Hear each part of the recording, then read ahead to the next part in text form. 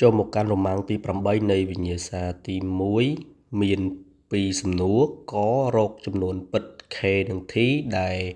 ទៀងទាត់នៅលក្ខខណ្ឌមួយនេះហើយយើងស្គាល់នៅកណន័យនៃវេគ្ទ័រទាំង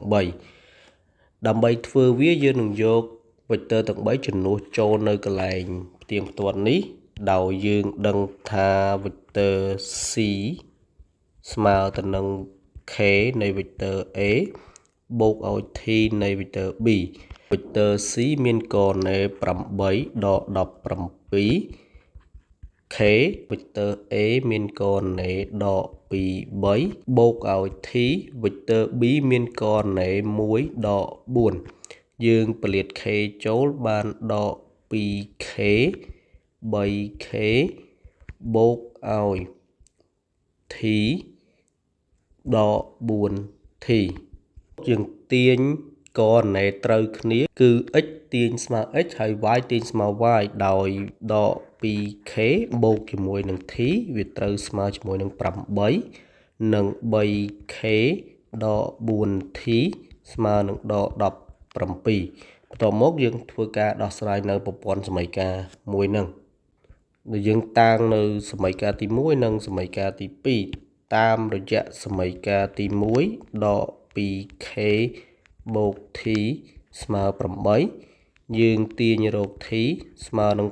8បូកឲ្យ 2k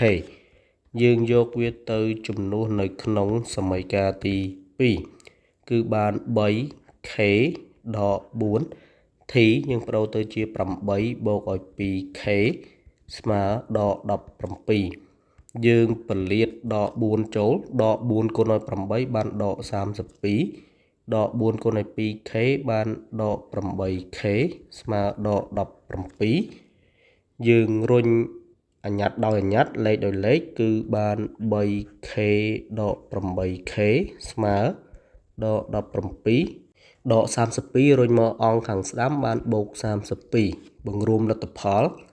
3k ដក 8k នៅសល់ដក 5k ស្មើដល់17បូក32នៅសល់15ទាញរក k យក15ចែកឲ្យដក5ស្មើនឹងដក3ឃើញ k ហើយយើងទៅរក t នោះ t ស្មើទៅនឹង8បូក 2k ប្រូរទៅជាដក3ស្មើ8 2គុណដក3បានដក6 8ដក6នៅសល់2ដូចនេះតម្លៃ k គឺស្មើទៅនឹងដក3ហើយតម្លៃ t ស្មើទៅនឹង2ចូលមកដល់សំណួរខរកតម្លៃ x ដោយយើងស្គាល់នៅកណន័យនៃវេគ្ទ័រ a និងវេគ្ទ័រ b ហើយដើម្បីផ្ទៀងផ្ទាត់នៅលក្ខខណ្ឌមួយនេះដើម្បីធ្វើវាបានជាដំបូងយើងត្រូវរកតម្លៃនៃ 4x នៃវេគ្ទ័រ a បូកឲ្យវេគ្ទ័រ b សិន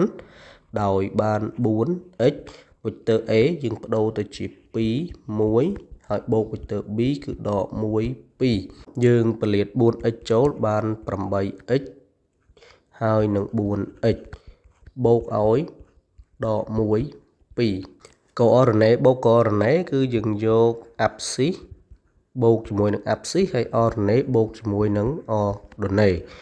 x នៃវេគ្ទ័រ a ដល់3នៃវេគ្ទ័រ b ម្ដងដោយវេគ្ទ័រ a យើងជំនួសដោយកណន័យ2 1ដល់3វេគ្ទ័រ b ជំនួសដោយកណន័យដល់1 2យើងពលៀត x ចូលបាន 2x ហើយនឹង x រីឯមួយទៀតយើងពលៀតសញ្ញាចូលគឺបានដក3គុណនឹងដក1បាន3ដក3គុណនឹង2បានដក6ដោយខាងលើដែរយើងបូក x ជាមួយ x y ជាមួយ y 2x បូកនឹង3យើងបាន 2x បូក 3x ដក6ដោយ 4x នៃវេគ្ទ័រ a បូកវេគ្ទ័រ b កែងជាមួយនឹង x នៃវេគ្ទ័រ a ដក3ដងនៃវេគ្ទ័រ b នោះយើងបានវេគ្ទ័រទាំងពីរនឹងស្កាលែគ្នាស្មើនឹង0ហើយវេគ្ទ័រពីរស្កាលែគ្នាគឺយើងទាញបាន x គុណនឹង x បូកជាមួយនឹង y គុណឲ្យ y ហើយស្មើ0បន្ទាប់មកយើងគុណពលៀត 8x គុណឲ្យ 2x បាន 16x ការ៉េ 8x គុណនឹងបូក3បានបូក 24x